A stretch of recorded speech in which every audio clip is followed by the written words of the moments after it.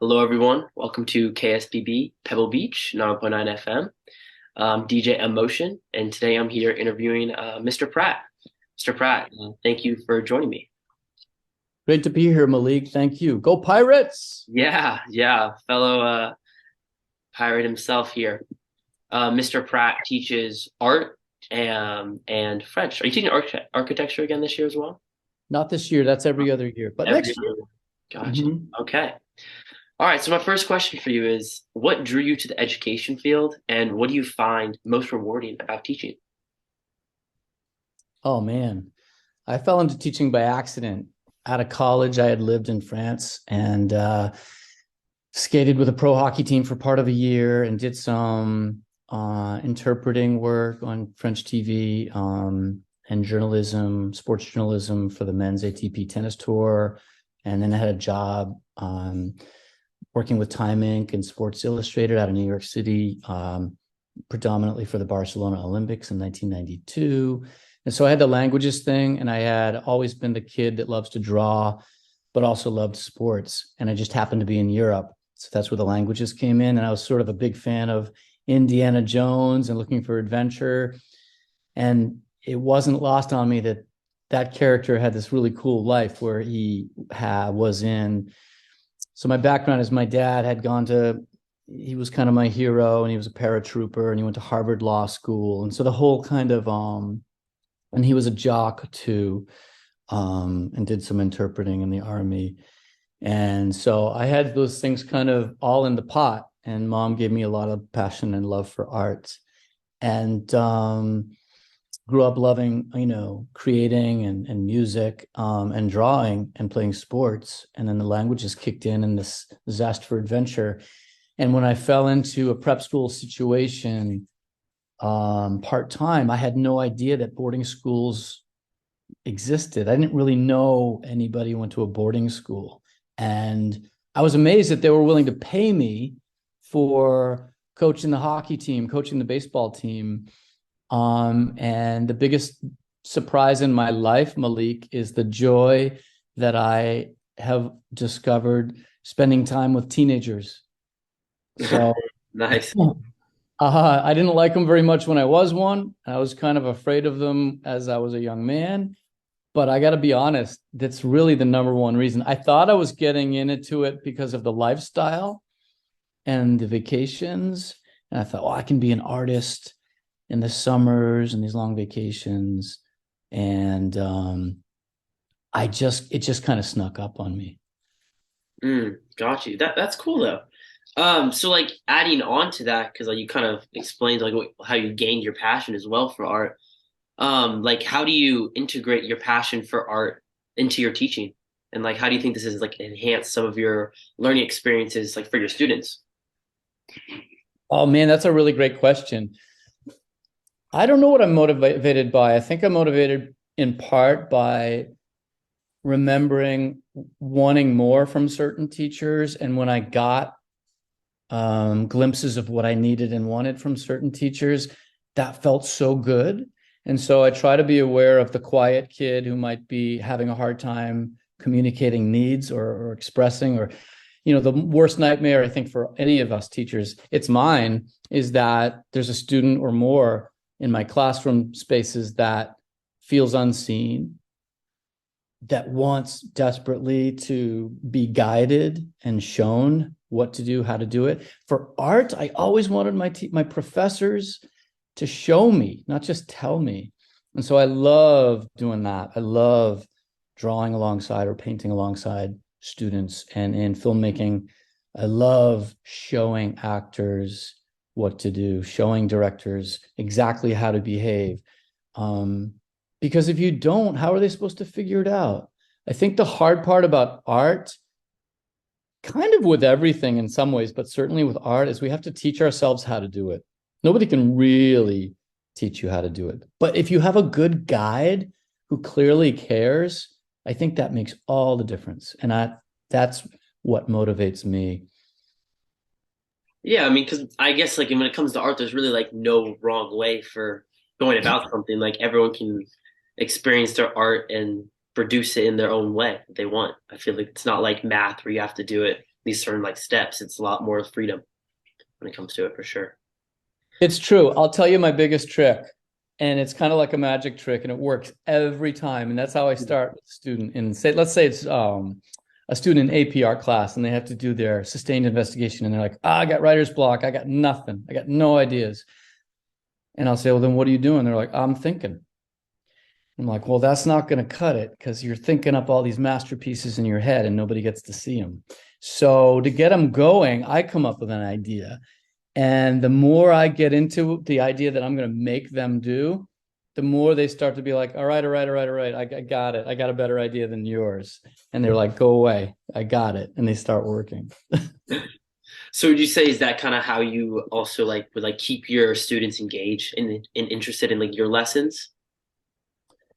Maybe that's a tricky one Mhm. for studio art. Yeah. And I think for filmmaking, a credit to the students here, but I think the subject matter alone, if you don't show up, if you were to not show up, they'd come in and do it. They'd come in and work anyway. They really want to be there. I'm going to just say this. That's not the case in French class.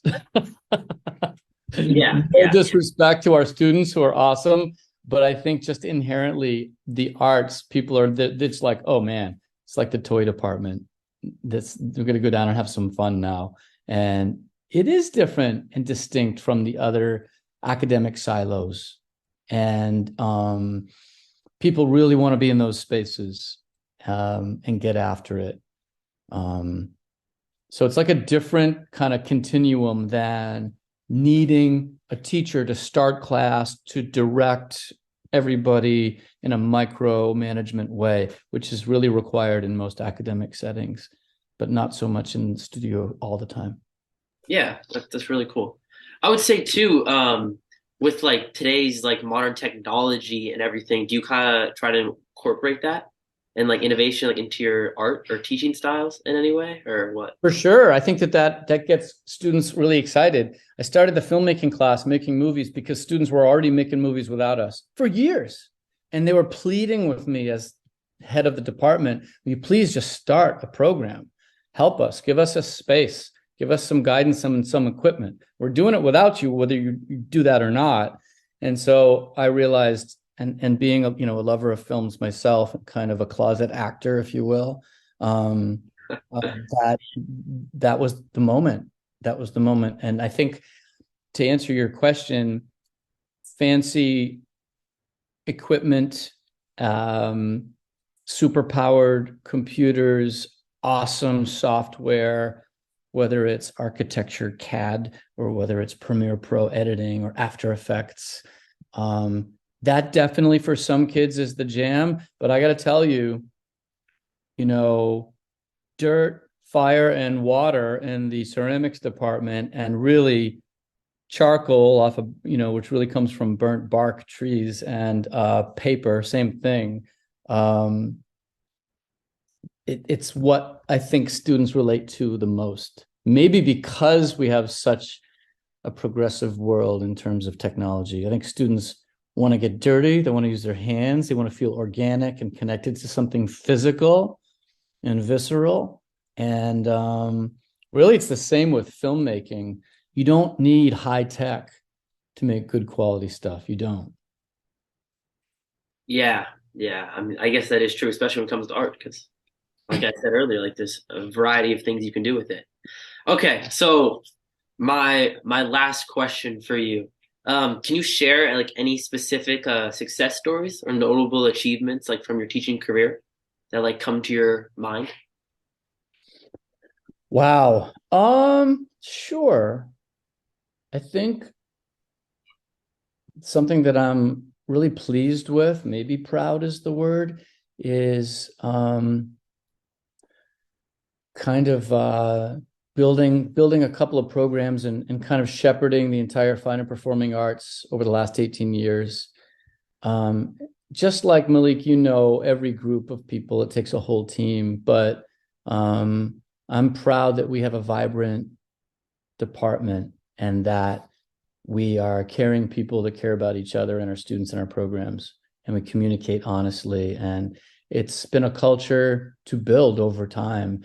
But really specifically, starting the filmmaking program ended up with a big splashy kind of climactic moment last May at the Cannes Film Festival in France, the biggest film festival in the world. We made a movie that was shot in large part with student interns from my class, with my daughter who wrote the film while a student here, while in the acting program here, working with, I could name at least 7 or 8 Stevenson students in the Making Movies class who contributed to this film. And then even after graduating while at college programs, worked on the film. They have credits now on IMDb for movies. And our film is legit.